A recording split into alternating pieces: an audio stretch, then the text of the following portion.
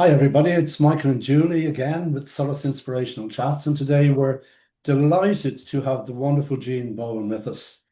Jean is a wonderful artist who channels her paintings and is based in Cork. And as you can see from behind her, she has some of her pictures there, and she's going to talk about some of them. And we've been admiring Jean for some time and have been looking forward to our conversation this morning. Yes, indeed. Falls your rose, Jean. And we're aware you're in the real capital. That'll get all the Cork people watching this podcast.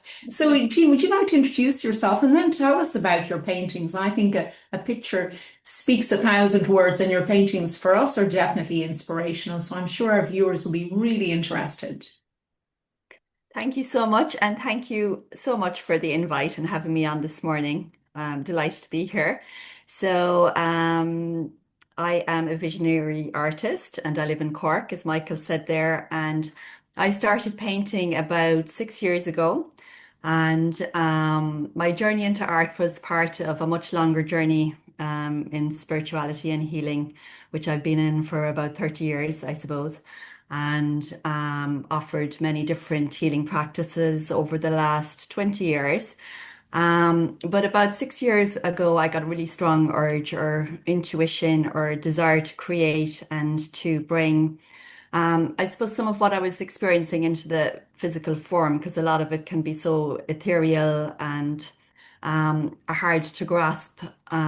So I always loved art and strongly believe that art has, as it always has done, has the ability to influence culture and to inform consciousness.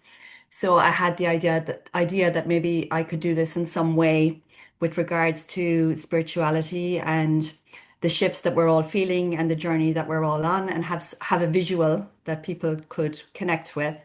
That would not only be a visual to connect with, but would also offer healing or some sort of activation of the remembrance of their own divinity and them as the creator within themselves, that it's not something outside of themselves. So that was my idea. And now I had no idea how to go about that because I didn't paint at the time. So I spent about a year and a half studying art online during lockdown that we had at the time, and learned many different skills and the mixed media and how to create composition and stuff like that. And then started to apply that to a lot of the visions and experiences I was having myself as I was going through my own healing journey. So that's how I got to where I am now. So Excellent. Yeah. That's an amazing story. I think lots of us will be tempted now to go off and start studying art in the hope of following your footsteps. You make it sound so easy, but that's just such a great story. yeah, yeah. Well, it never is. It's never easy, as you know. Yeah. Yeah. There's lots of pushing through resistances and going through your own inner work, and yeah, yeah. Absolutely. And do you sort of sit in front of a canvas and let spirit come through and channel that way, or do you have an So it idea of what you'd like to do? Yeah, it changes. I get visions, let's say maybe if I was, sometimes it can be if I'm having a healing myself, or if I am, at the beginning it used to be if I was like shamanic journeying or doing grid work or in part of it in another container with other women where we would journey, and then I would see different things or different guides and have different messages. Um, but it can happen all sorts of ways. So I would might see something in my mind, and then I would have to figure out how to get it onto the canvas, but also not to be rigid because different things will come true as I'm doing it. Yeah. But then also you have to make it, a good composition. So there's that aspect as well. So and figure that out as you're going along. Yeah. So I think I've done maybe over 100 paintings now. So I just thought I'd talk about one or two of them because Lovely. Yeah, they're all absolutely. different, Yeah. and it Yeah. might be easier just to go into one or two to explain what the process was for that and what my thoughts were when I was creating it. Yeah. Yes, Um, that would be wonderful, Jean. And we're going to put yeah. your contact details underneath. And can I just say your website is a work of art too? I got lost in it there for an hour. So it's just stunning. So we'll be recommending our viewers to check it out. And we also have to give a shout out to Eilish, because she's the connection. Eilish was with us on Saturday, and you and Eilish spent time in France, and Michael and I bring groups to France also. In fact, Eilish is thinking she might join us because we're so, I suppose, enchanted with the story of Mary Magdalene and Yeshua and Montsegur. So we love going once a year also. So I think that was the first painting that really drew my attention to you. And I said, my goodness, Michael, there's a fascinating woman. Let's try and get in touch with her. So please tell us about your paintings and the story behind them. So I'll talk about those two because they're my most recent ones, ones that I've completed this year, and it was inspired by a pilgrimage that I went to France on last year and met Eilish there, and she said, "You're going to have to paint Mary Magdalene and Yeshua," and I had a lot of resistance to it because they're such big figures that I didn't know how I was Sure. going to do that or do it justice. So it took about 9 months, I think, between being there and to the paintings being finally finished, and I had decided on what I was going to do. I had this image of, I spent a long time thinking about Mary and her life and read different books, and with this picture behind me, the one up here called The Pilgrims, I wanted it to be like you were stepping back in time, like into that time, but creating, it to be more in alignment with what I thought was the truth of the time, because obviously a lot of that was omitted Sure. and distorted, and all Mm. the distortions on the feminine in the Bible and the way Mary was left out. So I wanted to correct that in with the painting Lovely. in what I thought was in alignment. So in that picture there, she's walking forward and he's following her. So she's the divine feminine leading there. And in a lot of the paintings as well, there's lots of sacred geometry, bringing through different light codes and different energetic information. So in the sky, in that piece, you can see the Vesica Pisces, which is representing the cosmic womb there, but also representing the balance of the masculine and the feminine. As I was saying, there is that energy in the sky there, and there's it's also kind of represents Mary when she arrived into France after Yeshua had moved to the light. So she's carrying on walking with the teachings of the Christ consciousness and the lineage of the rose. She's carrying the rose there in that painting, and she's carrying that forth as the pioneer of that. And also in this painting, there is the Our Father in Aramaic That's all. Okay. underlaid. So a lot of the paintings have prayer and symbolism underneath, built up in the textures as well, which you mightn't be able to see, but you might see little bits of them peeking through. But they're also holding that energetic signature in the art as well. So you're receiving it on a subconscious level or on a super conscious level, even, into the energy field by looking at it and receiving it in.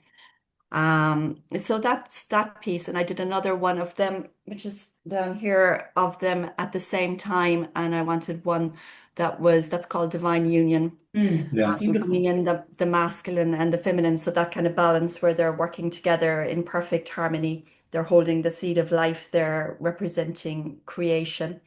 And there's also the eight-pointed star in the background, Mm. and that is also represents the balance of the masculine and the feminine, but also the embodiment of the monad and bringing the soul into the body and embodying that, in this lifetime. And my sister, who's done a lot of study with the Magdalene Rose, was saying they'd wear, white probably for ceremony, and she helped me a lot with information around that. And the Vesica Pisces is in this as well, in Yeah. this piece, and the roses, and also the Our Father is in the background underneath her veil, and lots of different little snippets of wisdom and codes and information in it. Yeah. So they're the Okay. two that Eilish inspired and actually sparked me to bring through. So I was delighted when they finally arrived on the canvas, and I was happy with them. So Yeah. No. there's lots of process in between getting from the starting point to the finishing point. Yeah. Oh, well, they're Yeah. they're truly inspirational. They certainly caught my eye, and then I was intrigued that whatever about 6 degrees of separation. We had 2 degrees of separation, And no, they really do. They speak. They They do, certainly speak absolutely, yeah. to the soul, and as you say, to the memory. We remember who we are, and I think there certainly is an awareness now with people. They're remembering their soul mission, and Michael and I have wonderful respect for Monsignor, and we feel the Cathars are once again coming back and remembering the Church of Love and uniting to co-create a better world. And when I look at your art, I think, go girl, you're an awesome. Thank you. Would you I'm so happy you can feel it, because that's my intention. Yeah. Yeah, exactly. And Yes. like you say, it is something that I've been on this path for a long time, and I've met some wonderful, inspirational people, including some writers. And there was a writer I came across years ago, Sandy Stevenson. She wrote a book called The Awakener. And, I've given it to different people, including Julie, a long time ago. And she just said, no, can't read this, can't do it. And then it was given to her about maybe 8 years later, and she went, oh, somebody else gave it to her. And the way it's written, it's coded, it resonates with your DNA and with your soul. And I find the same with pictures or paintings that are, I suppose, channeled. The resonance is amazing, and you can stand in front of a picture like one of yours, and just without even realizing what you're doing, you're absorbing all the history, all your ancestral modes, I suppose, to bring all this through. And as Julie said, we go to Montsegur, and every time we go to Montsegur, we've been there I think we've been there 12 times in recent years. And every time we go, it's different. And we come away with a different energy, and we come away with different thought forms and whatever. And to me, that's Yeah. what this is all about. And it's about being open to it. Yeah. You can sit and look at a picture all day and just go, yeah, that's lovely. That looks really sweet. But it doesn't do anything for you. But it's been about having your heart open and your soul open to receiving, And actually, Jean, the first picture I think I tagged you a few years ago, it was when you did the Lion's Portal Lion. That was Oh, yes. awesome. And I think I tagged you. I didn't know you then, and I certainly hadn't put two and two together and realized, oh my goodness, she's really good friends with Eilish. We have to talk. But yes, that's such a powerful. And I think I tagged you again for the Lionsgate then last year, because that is so impressive, that lion energy.